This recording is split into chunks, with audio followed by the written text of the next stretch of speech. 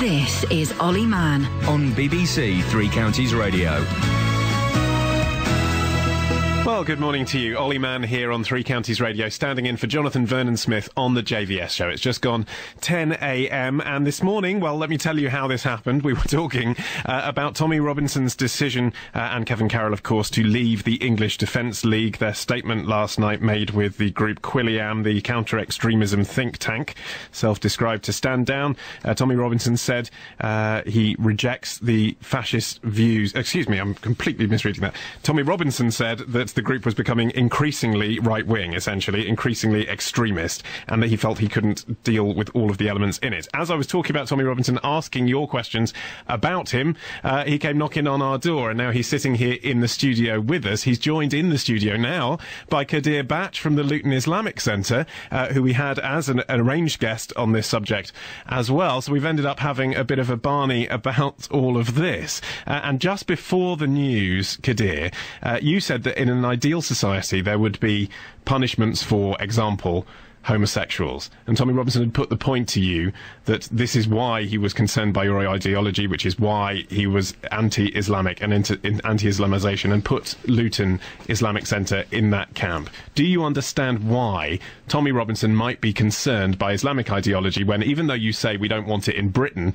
you do use phrases like in an ideal society and then come up with a statement like that? Yeah, that's fair enough. He has every right to disagree and to criticise. For me, when I say ideal society, I mean an Islamic society, not a Western secular society where we live here at all. But you are here. And one second, every Muslim, moderate Muslim, holds this belief as well. But ideally, would you want this to be an Islamic society? We'll come to that just as much as any person would want their... So ideally, what you want... Just like any person would want their I'm trying to get the vision, society the best to be implemented. Britain you could see, how would it look? I'll come to that. I want to answer his question first, then I'll come to your question. Your question was ideal society, Now, when I say ideal society, I mean an Islamic state. We are not in an Islamic state. We're far from Islamic state. But however, this is the teachings of Islam, and every moderate Muslim holds that these are the punishments in an Islamic state. That's concerning. No problem. In an Islamic state, you can be concerned, and you can criticise it, you can disagree with it, but the cows come home. I actually want to represent moderate Muslims who are listening, who might say, actually, well, I'm a moderate Muslim, and I don't want homosexuals to be punished for being homosexual. Yeah, in an Islamic state?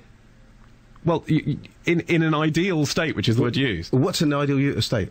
Well, that's what I'm asking you. What I'm saying to you is you are playing into right-wing hands, aren't you? No. I've already answered that. An ideal Islamic society is an Islamic state, as far as I'm concerned. Living in an Islamic society, Islamic state. That's the ideal. But we are not in that. But there are moderate Muslims here who consider this to be an ideal state, that they can practice their religion in peace and not be under Sharia. And that's exactly how I feel. I feel that this is a society which we can practice our religion, no problem, but it's not an ideal state for me. Do you call it an ideal state where you've got so much crime?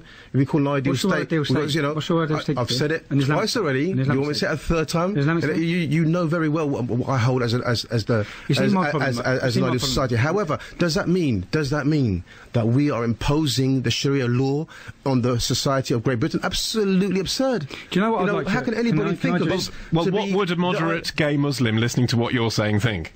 Well, they might come to that conclusion. I've been on this show, on one of the shows here, and I've spoken to a so-called moderate gay Muslim. And, we differed, and that was the end of the matter. Can I just say... That's the product of being in this society, the freedom of speech, and freedom to be able to... And you're entitled to freedom of speech, which is why you're allowed... Absolutely, exactly. That's why you're allowed to do it. So do I not have a right now to hold... You do have a right. All I'm simply pointing to you is, this is... Tommy Robinson was arguing, essentially, this is what the English Defence League was fighting, and what I'm saying is, to listeners who don't like the English Defence League, you're saying, well, I can sort of see where he's coming from. Yeah, this is why I'm saying that he is scaremongering, because the reason why is because all these years, have you ever heard from the Islamic Center saying we want this implemented in Great Britain? Okay, good. No, I haven't. So let's put that point to Tommy Robinson. Can I just put a point, yeah? Well, answer that, though. Okay, answer that first. Our local council, we're in Luton. Luton Borough Council have refused dialogue with me for 4.5 years, yet... this man sitting next to me, whose ideal vision for this country would be homosexuals getting executed, it has a table at the seat with the council. He did just stress that wasn't his ideal view for this country. His ideal view. He did use the word ideal, which I picked him up on. Not for this country. So for this country. What is your ideal future for Britain? What's your ideal future? I don't have an ideal future for Britain. What would you want to see Britain? What I would like to see is peace, tranquility, happiness. All the religions get on together. So you would not ever want Sharia in this country? In the future, if Sharia came to this country, if it came, it would only come by the people choosing. No, I'm coming to your question. Personally. You're asking me, and I'm giving you the answer. If you want to listen, that if Sharia ever comes to this country, it will come by the people's desire for it, not by force, not by war, not by killing, not by harming at all. That's the only way that I envisage Sharia. Can I finish what I'm saying? That's the only time that I envisage Sharia in this law and in this country. So you tell me now, what decent, person is going to reject that? If this is what the people want, but then let them do it. It is relevant. But if the people do not want it, then it's not going to happen. Can I ask you, would you want Sharia in this country? I've answered it already, my friend. No, can't. Listen to do you want you me to just repeat? don't give you. Do you want me to repeat again? No, I've given you my answer. Yes Tom. or no? And you just. Yeah, well, I took it as a yes, but I'm hoping the presenter took it as a yes. Are we agreed? Well, the word ideal was used. I hope Luton Borough Council are listening to this interview. I think 1 second. Let's talk about Luton Borough Council. What makes you think that I'm sitting with Luton Borough Council every day anyway? When the MEPs come to Luton to counter the English Defence League, you had a seat at the table with them. No, whoa. Which MEPs? When 5 MEPs come into Luton, yeah, I'm not right. No, I wasn't at no table with no MEPs. I was in the coffee pot.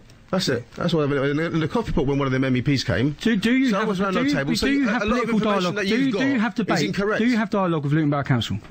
As much as you have dialogue. I don't have any dialogue. I refuse dialogue. We've only got a few minutes left. We've only got a few minutes left on this because we have to go on with the rest of the show. So I want to put one question finally to both of you. Mr. Robinson, your mic's down so that I can put one question to both of you finally. Mr. Batch, the issue that Mr. Robinson has identified with what you've been saying is that if there was a local politician who privately held views, in your case it might be homophobia, people would say from what you've said, what if it was anti-Semitism, and put on a website in their own name that they believe that thing, then even if they never openly called for that to be in place, isn't it reasonable that some people are going to have some fear of that person and the effect they could have on their local area? They have every right to. Why? Because not everybody wants to Sharia. Not everybody wants Islam. Not everybody wants this to see this as an ideal, solution. So they have every right to. But every right to say it. But do they have every right to fear it? Isn't it natural that you're going to stir up fear with that? You fear something which is really, not to be feared. Because look, you can look at how the Sharia is established in Saudi Arabia, for example. Do the people fear the Sharia? They don't fear it. But actually, you haven't said that. Sometimes from the things that people fear is what keeps society in order. Like, you fear going to prison, so you do not commit a crime. It's similarly like that. It's a deterrent. The Sharia rules are deterrents. They're not implemented. How many hands get chopped off? How many women get lashed? And it just doesn't happen. Very, very, very few. So 40. I mean, it just does. Okay. In an ideal Islamic society, these laws do not get implemented. They're just deterrents. Okay. Final question for Mr. Robinson. Then we have some calls, and I want you to talk to our listeners. What Kadir's saying is that gays should be too scared to be gay. Final question for you, Mr. Robinson, before we go to our listeners, and our listeners can ask you about that as well. But this is, after all, more about you. It's your news day, not Miss Kadir's. What I want to ask you is,